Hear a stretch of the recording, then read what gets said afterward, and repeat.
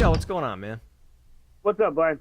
Did you hear Conrad Thompson and what's the podcast called? 83 Weeks with Eric Bischoff? Yeah, How fascinating was that Bret Hart episode? I thought it was definitely interesting. What would have happened if Shawn Michaels was the one who was screwed and ended up trying to go to WCW? Brian, are you thinking what I'm thinking? Is the Sucks capacitor loaded up? Yep, Got 30 minutes? I think so. All right, let's roll.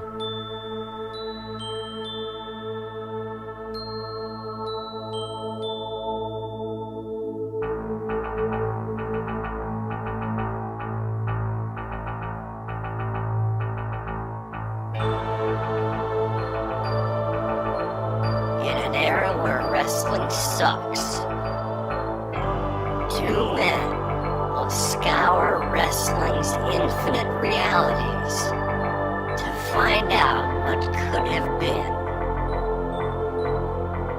While the sucks capacitor harnesses the bad, explore Brian and Sheldon's wrestling multiverse.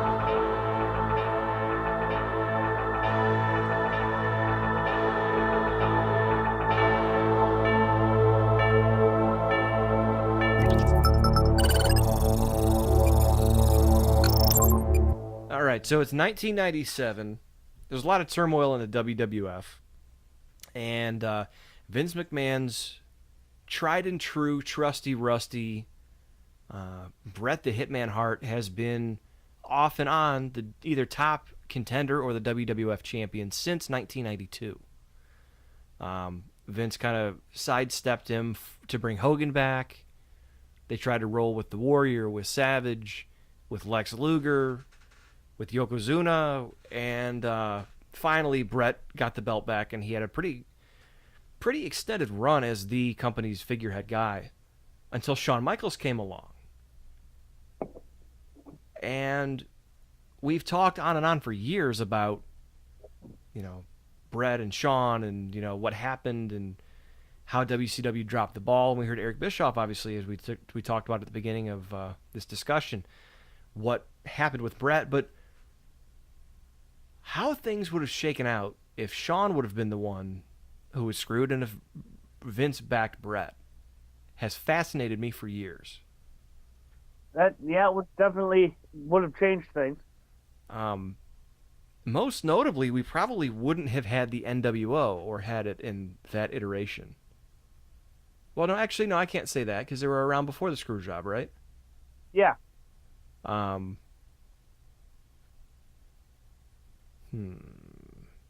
they have the screw job beat by about a year and a quarter. That's right. I was thinking of a different thing. However, they could have played off the Mr. McMahon character, and instead of turning Bret into a heel, they could have turned Bret babyface and had him, no, because that wouldn't have made sense either, would it? Could have made Bret a sellout corporate heel. That's true. And you could have had... I don't know if it would have worked for him, though. Yeah, I know. I mean, and the only reason I said that it was because I think it could have made him a babyface if they played it off as Vince taking matters into his own hands. And Vince is the heel, and now, because Bret, remember, for like 6 months before that was talking about how he was getting screwed by The Office. And he could say, Austin, they're going to screw you too, and they've been screwing me, and no one's been listening to me, and blah, blah, blah. Look, here it is. Vince McMahon is a piece of shit. And it could have led to Bret being a babyface again because he'd been a heel with the Hart Foundation for the past 6 months or so. Yeah, that would be different. But would it have been as effective? Because, if you think about it, that's what I meant, not NWO. There would have been no DX. No, that's probably true. Because or it would have ended DX because Shawn would have been gone, and Hunter would have been left. But Shawn being gone didn't stop them from doing the DX with everybody else. Nah, that's true. The pieces might not have been in place just yet, though. So it could have happened down the road. But yeah, you could have had Mr. McMahon versus Bret Hart. You could have had Vince, putting... I'm trying to think of who the top heels were at the time.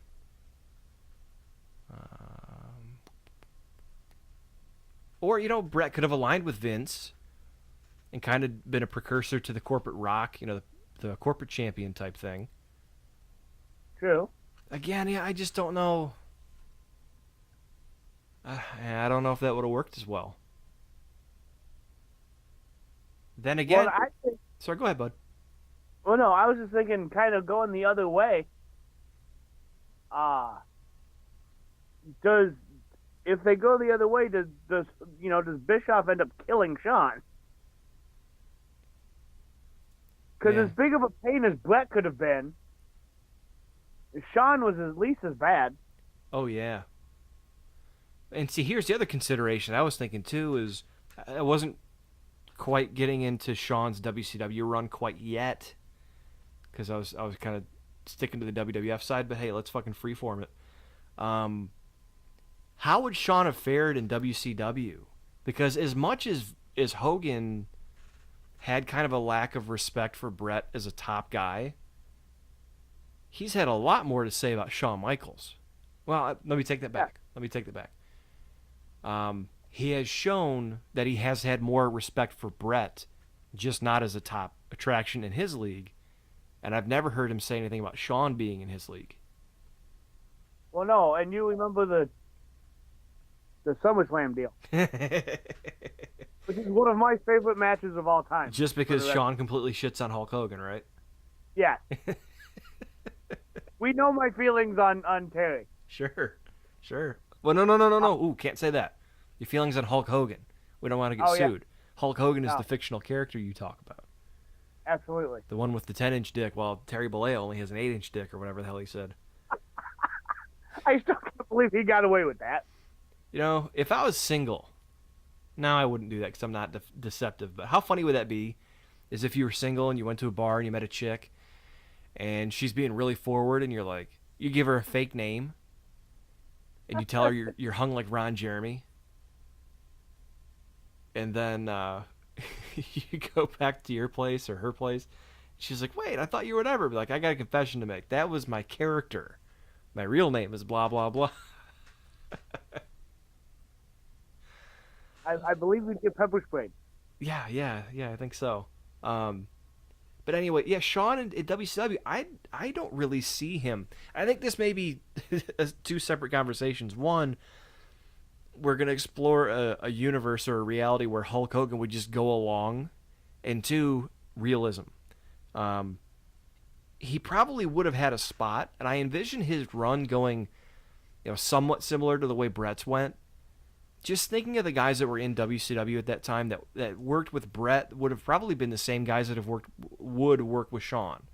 You have Randy Savage, which could have been, at that time when Randy still had some gas in the tank, could have been incredible matches. Absolutely. I mean, just think of 1997 Shawn Michaels at the top of his game. Yeah, he was in a bad way with drugs, but 97 Shawn Michaels versus Randy Savage, who still had a little bit left in the tank. Oh, absolutely. Possibly the greatest performer of our generation,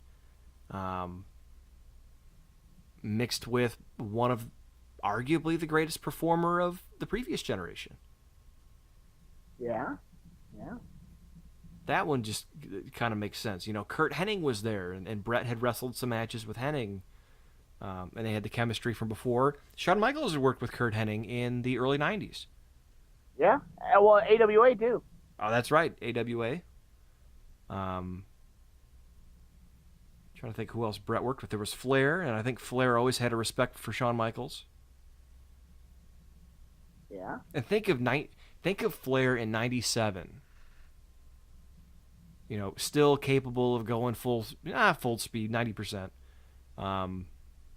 As good as he was even then against 1997 Shawn Michaels. You know what the problem would end up having to be, though? What? We'd have to sit through Shawn and Goldberg. You know what, though? Hang on. You say that. Although Shawn might get mouthy and end up taking Nash's spot. Well, hang on. Think of this. Let's think about that for a second. A marquee matchup, Shawn Michaels versus Bill Goldberg. One, there's a style difference there, which may have made for a really good match. Second, Shawn Michaels can have an amazing match with a broomstick. Which with Bill Goldberg is about the same thing. So he could have, at that time, had an incredible main event matchup with Bill Goldberg. So I know you say we would have had to suffer through it, but it may not have been that bad. Right. Now, you mentioned Kevin Nash and taking his spot. I don't know, man. Heck of a lot more sense to me than Nash doing it. And the other thing, too, is thinking back to, when Bret Hart wore the steel plate and Goldberg charged him. Shawn could easily rifle off a super kick. Yeah. Goldberg charges him for the spear, super kick. He's down, knocks him out. Very, very easily, very easy with his moveset to come up with different outs for that angle. But then again, once Goldberg became the kind of the monster that he was, would he want to lay down for a small guy like Shawn? Probably not. And I was thinking about that too. Shawn Michaels was not much bigger than a lot of the cruiserweights at that time, and there was a lot of big heavyweights in WCW. Yeah. Yeah, that's also true. Also, we'd get more of Shawn and Hall too. And they were magic together, that's for sure. They were definitely good. One thing to consider would be with Hogan's, kind of, I don't want to say lack of respect. I don't think that's a lack of respect. But just with him not seeing Shawn Michaels as a top-tier attraction, what about Shawn Michaels coming in and tipping the balance of power in the NWO? Continue that thought. When you first started, you had Hogan, and you had Hall, and you had Nash. You pretty much had the outsiders on one side, Hogan on the other, but they worked together, right? Right. Over time, it became all of these ex-WWE guys. You had, let me take that back. The majority of the NWO was ex-WWF guys. I can think of two. Bryan Adams. Bryan Adams, Rush. Yeah, that was the same guy. That's what I'm saying. Oh, no. Bryan Adams, Vincent, $1 Million Man. Six. He was the sixth man. I only have 3 NWO guys that weren't WWF guys. Okay, so my point is, with Savage, with all those guys, a large contingent was kind of Hogan's boys. Or guys that had come from the WWF. Hall and Nash were WWF guys, but they weren't from that previous old guard. Right. And they're always, in 1998, they were teasing a power struggle between Nash and Hogan, but then threw it all away once Nash beat Goldberg and they did the finger poke of doom. So my point is, if you take HBK and add him in 1997 to the NWO, now you have the Clique or the Wolfpack existing within the NWO. And what a political force those guys were. Yeah. So if Hogan would go along with it, I mean, think about the timing here. You've got Hall and Nash in 97, still within the NWO. Hogan is about to face Sting. And after a year of build-up, Hogan has lost to Piper and gotten the title back thanks to the NWO. He lost to Luger and got the title back thanks in large part to the NWO. And now finally, Sting has a clear shot at Hogan at probably one of the biggest events up to that point, Starrcade 97. Right. That's when Bret Hart came in. He was a special referee and all this stuff. So, Nick Patrick doesn't know how to fast count. sure. And given all that, imagine Shawn Michaels coming in as Hulk Hogan loses the championship and them kind of playing off of that and saying, you know, maybe Nash is ready to take over. You know, Hogan, you've done this for a while, man, but it's our ball game now. That's true. And in that case, Nash might still be the centerpiece of it, and Shawn might be, you know, a secondary character like Nash would have been, or like Hall would have been. But if Shawn was the performer that he was, and they pushed him as such, you know, you could have a rift. And I know they were planning doing NWO Nitro and WCW Thunder, rebuilding WCW, and then doing a war at some point. That's Bischoff had said that in 83 Weeks recently. Yeah. And this kind of fits that too, because I know it's kind of splitting pieces into smaller pieces, but now you've got a power struggle story to be told on Nitro with the NWO, and you've got the NWO kind of sidetracked while WCW builds their roster back up with Flair, you know, obviously who's the resident legend. You've got DDP, Booker T, Benoit, Malenko, Guerrero, all those guys. Who did I miss? I know that I missed someone. Goldberg. But just think. Go ahead. No, I was just saying. I'm sorry. I think I missed what you were trying to think of. Oh, I just mean, you know, you've got all this top caliber talent in WCW that they were looking to split off and build WCW with anyway. The struggle with the Clique could be a ready-made angle for the Monday Night Show. Keep the NWO distracted while WCW is gaining momentum on Thunder. And that's not a terrible idea.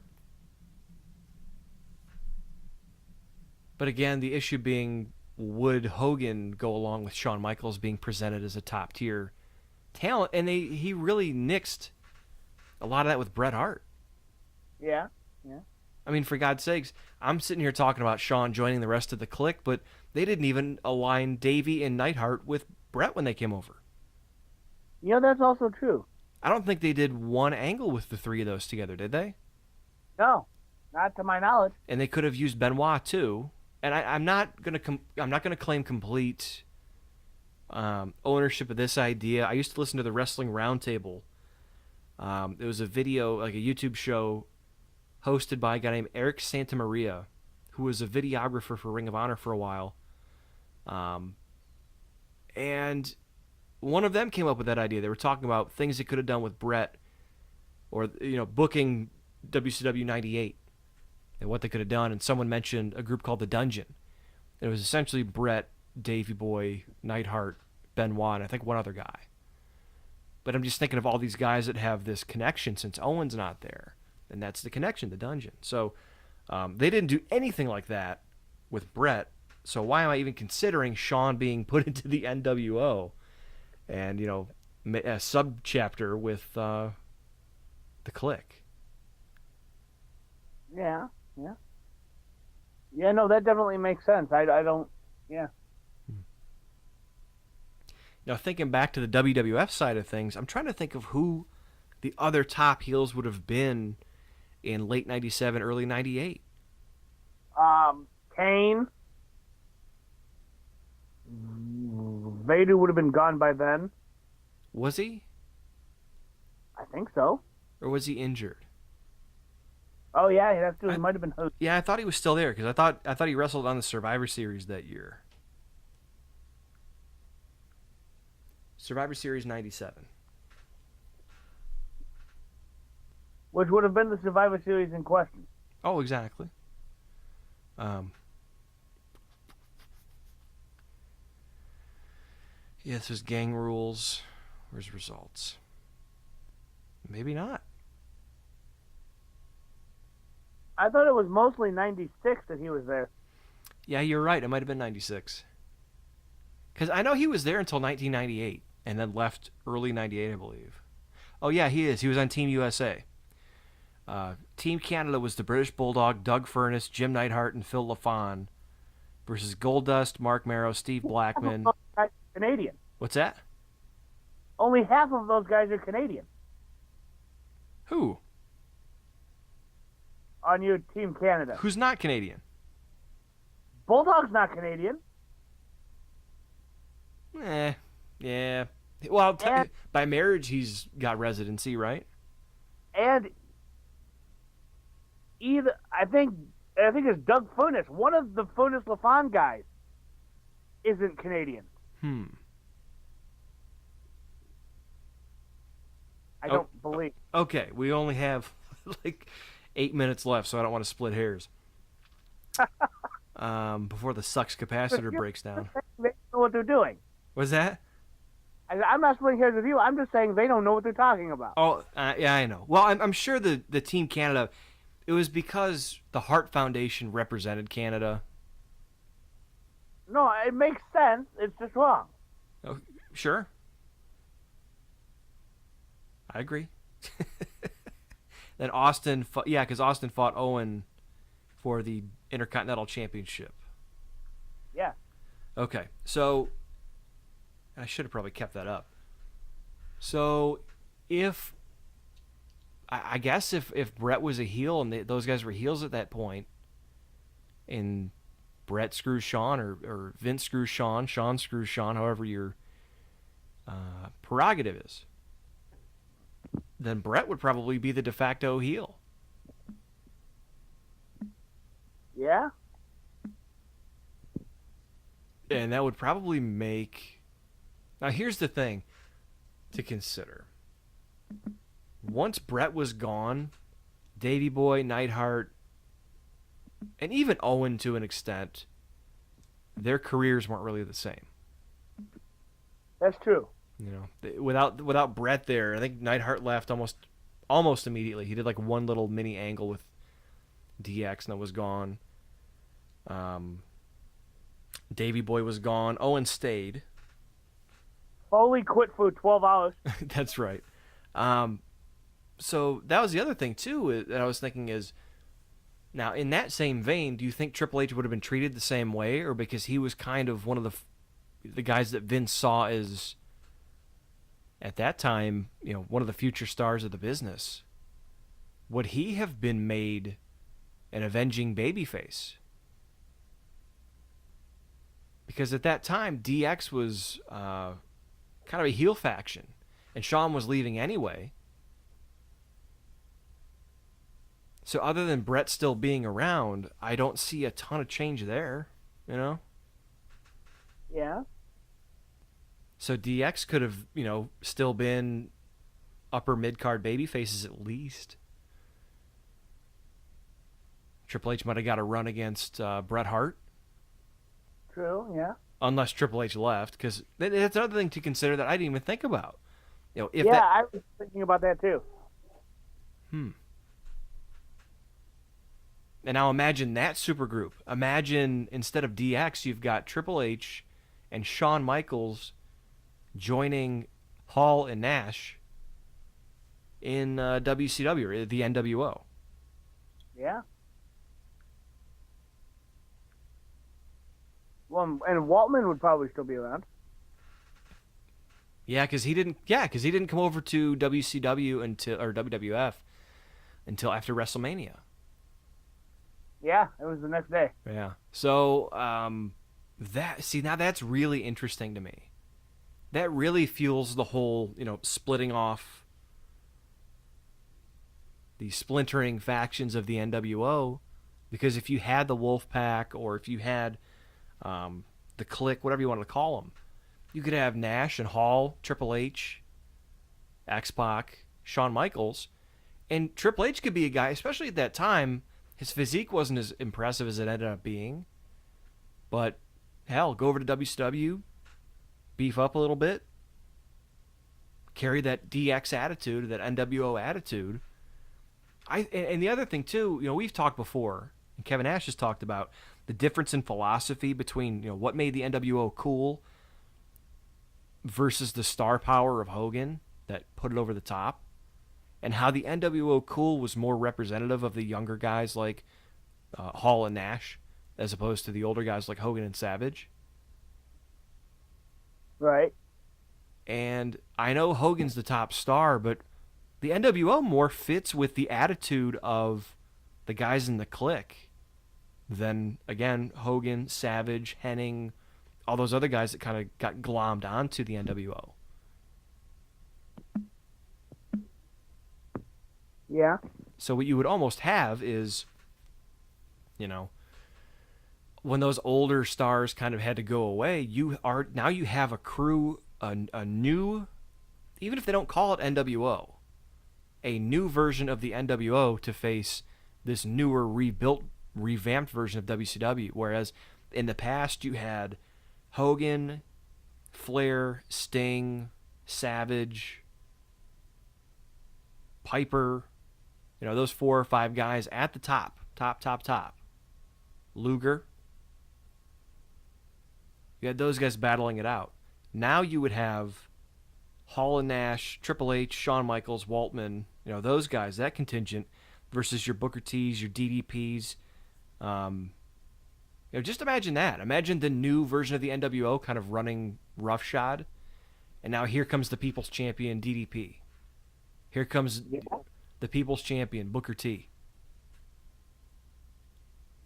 Now you've got Goldberg, and now Goldberg's got younger guys to go through that can carry him.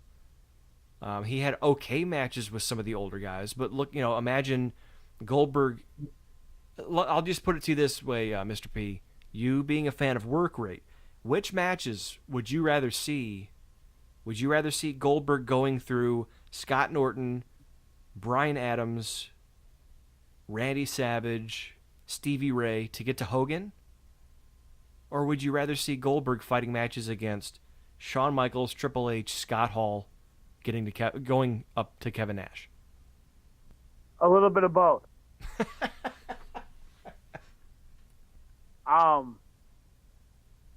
I'd rather see Goldberg going through guys like Scott Norton, Triple H, Shawn Michaels to get to anybody else. Other than Nash? Nash or Hogan. True. Okay, let me. They're interchangeable, by the way. Fair. That's why I said, what 3 or 4 guys would you rather see Goldberg go through en route to the top guy? The Clique or the old NWO guys? Oh, definitely the Clique. Okay. See that? Yeah, that's my and point. Scott Norton. And Scott Norton. Good point. Good point. Scott Norton, man. Underrated, man. Lightningly low man. You gotta go, Brian. Shit. No. We're stuck. What do you mean we're stuck? We are stuck in a shitty limbo reality next week until we can get the Sucks capacitor fixed. Darn it, Brian. Fuck. It could be an infinite universe of Kevin Nash's. Nobody wants that, Brian. It could be and a never-ending parade of early 90s crappy gimmicks that continued instead of the Attitude Era. Actually, that's kind of an interesting thought. That's the rule. That's the rule here on Brian and Sheldon's Wrestling Multiverse. If we go over 30 minutes, the Sucks capacitor breaks down, and we're stuck in a shitty alternate reality until we can get the fucker fixed. Darn it, Brian, now I have to fix this stupid thing. You better hope there's parts here. Parts? I made this thing from scratch. What parts? It's not like you can walk into a Napa Auto Parts and just pick up...